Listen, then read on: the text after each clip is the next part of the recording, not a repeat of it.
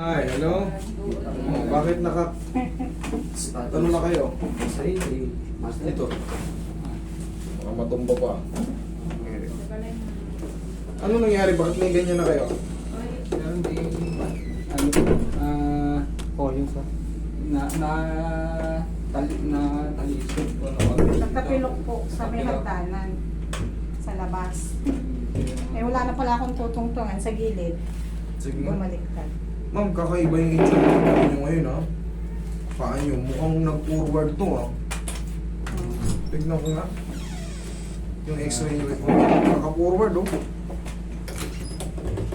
Tsaka tignan mo yung kulay. Ang layo oh. Walang bago. Walang bago. Yung luma. Ah. Yung luma okay na yun. luma po. Para makita ko kung ano nangyari sa before. Kasi pag hindi pa rin na ay, katulad yan, nakaganyan pa rin, ibig sabihin din.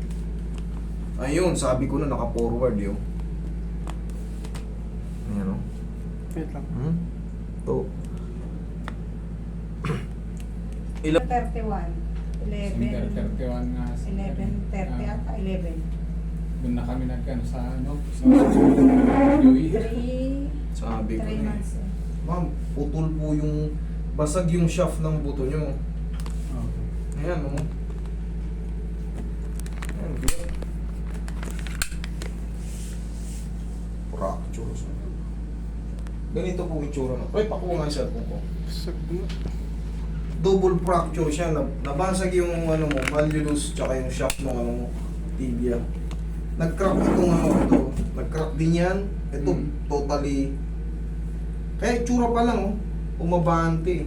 Yan ito po itsura ng paa natin. Para sa inyo, ano. Ngayon, hindi ka inano, hindi synergery, di ba? Hindi po. Yan, ganyan, oh. Yan, buo yan. Ayan, biyak yan, oh.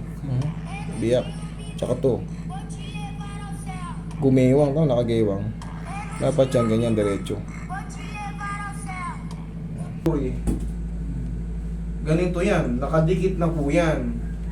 Kailangan yung ano, kung ipapapilit nyo sa akin, ipa-adjust yan, wala akong pananagutan dyan. Katulad dyan, naka-video. Pero sa akin, hindi na yan panggalaw sa akin. Kasi pag hinata ko yan, kakalat yung fracture. Ito, mauusog na naman to. Nakadikit na yan. Ngayon, pag hinata ko yan, pinilit ko yan, mamamaga po yan ulit. Mamamaga po yan ang ulit ng todo, hindi na naman kayo ulit makakalakan, hindi nyo naman maididiin yan. Ang pinaka-the best dito, 3 months pa lang, pahabol nyo sa ortho, ibalik itong talus joint ng ganito. Yun lang. Kasi ito, left and right siyang fracture. Ngayon, pagka hinata ko yan ng pilit, gagalaw po yan. Gagalaw po yung lahat yan. Ayan o. Dito ko ihatakin sa ibabaw. Kung wala ito, kung wala itong sira na to, kahit ito, pwede kong hatakin yan eh. Pero back to back kasi no choice eh. Tsaka, dapat to bago pa lang. Kung bago pa lang to, kaya ko tong gawa ng pamamaraan eh. Isahan na lang. Kasi ngayon 3 months, nakadikit na yan. Kasi nung panahong kahit mga 1 linggo lang to, 2 linggo, sakit na sakit ka pa yan. Ganon din, nasasaktan ka rin eh. I-align ko na. Tapos ika-casting ko. Pag casting, gumaling man siya, hindi na to bengkong. Kasi marami, eto naka-7 yan oh. Itsura niya no. Ayan oh, naka-bengkong oh, naka-ganon oh. Pag pinakialaman ko yan, kung bago yan, dudulas pa po yan, ira-round ko nga lang yan oh. Tapos, gumaling man siya, pantay yung paa mo.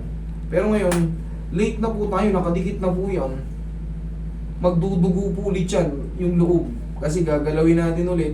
Pinaka-the best niyan, ma'am, pahabol nyo sa ortho para hindi na kayo masaktan. Siyempre, sasalpakan kayo na anesthesia ron eh.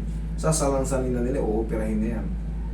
Ganun na lang po. Kasi, sa akin, sa part ko, pipilitin ko kayong pumirma ng waiver na wala akong pananagutan kasi mamamaga po ulit yan. Okay?